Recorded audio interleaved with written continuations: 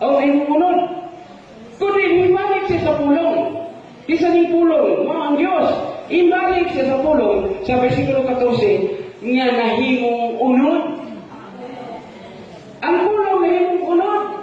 Dahil yung tabernakulo sa atong kaluhan, nagpasabot nga ang pulong sa sunugan o ang unod nga mao si Jesus Kristo, mao ang Diyos. Amen? So, pag sumunod pagpahalagan sa atong Ginoo, kining kasal sa Kana mo ang unang milagro ngayon ibuhat. Kung sa sa sinugdan, bradalan? Kung sa sinugdan?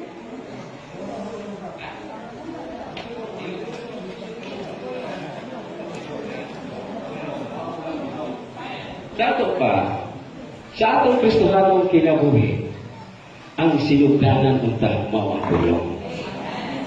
Amen? Sa versikulo 3, kay ang tanang mga butang na ana ang pinaagi niya.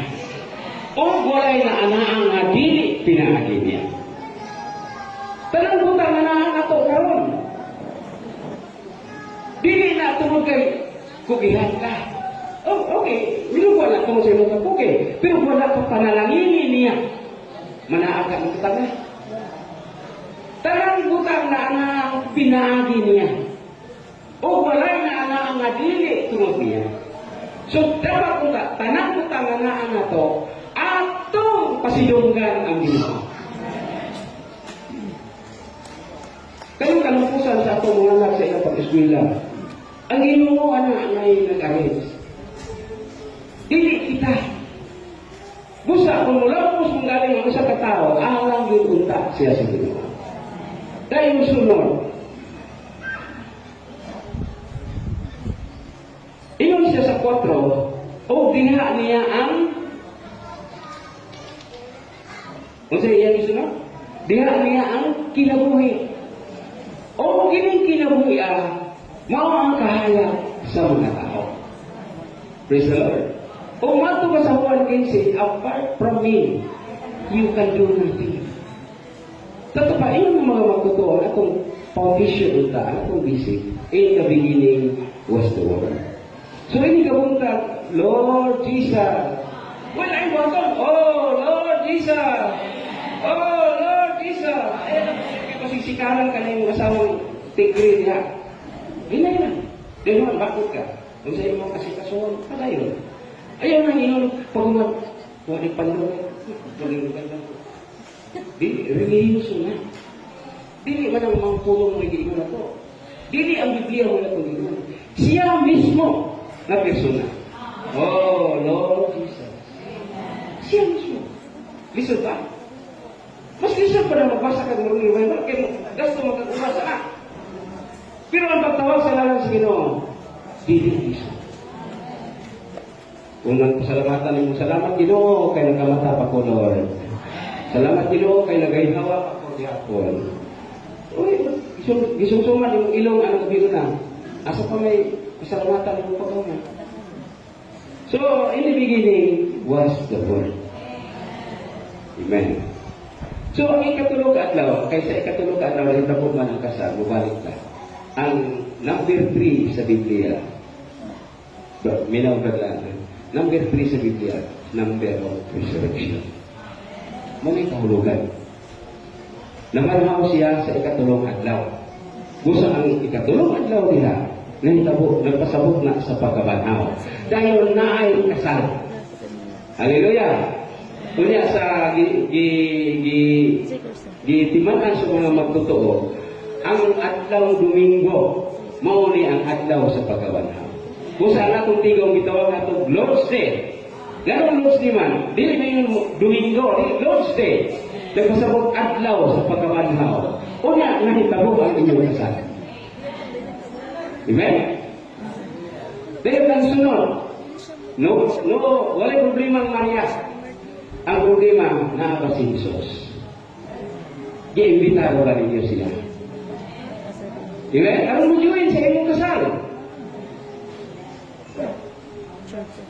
Kaya wala mong istot kasal mo nga dagaya kayong litson. Wala. Na may kasal nga bunga kayong kasal. Nabulok ako bakal itong ba? Then, napulo ka po Kristong ito. Then, lain ka kita, wala hisgutin. Wala hisgutin ang tao.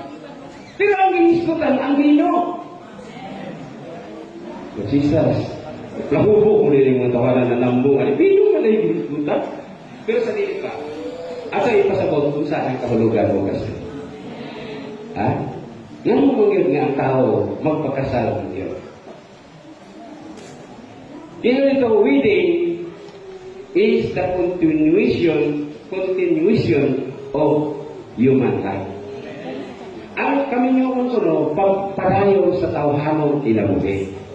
Yan naman, panalitan. Dili ko mabinyo. Di ko, natural, di ko mga anak, kaya ko mabinyo. Di ba, boy? Boy, salah? No, boy? Boy? Natural, di ko mga anak. Wala ako mabinyo. Ah, natural ko. Hindi ko kapag natural, di ko ka mga anak, kay laki mo ka. Ha? Ginusahan, ginusahan ko. Ay, problema. Tambor ko si Dise. Wala yung kasawa na niya. Amen! Ayaw mo tutusan. Si Ibrahim, si Manasis na dia. Okay, example si Dise. Wala na siya maminyo. Wala na. Inigawala ni Dise mo, mapadayon ba yung tawa mo kinabuhay? Wala na. Matapos na siya. Parehas ako. Oh. Pero, mamatay si Dise, ang iyang tawang kinabuhay mapadayon kaya naman siya mga anak. So, marriage is the continuation of our human life. Kung sa ating lang kita magpinyo, aron mga anak.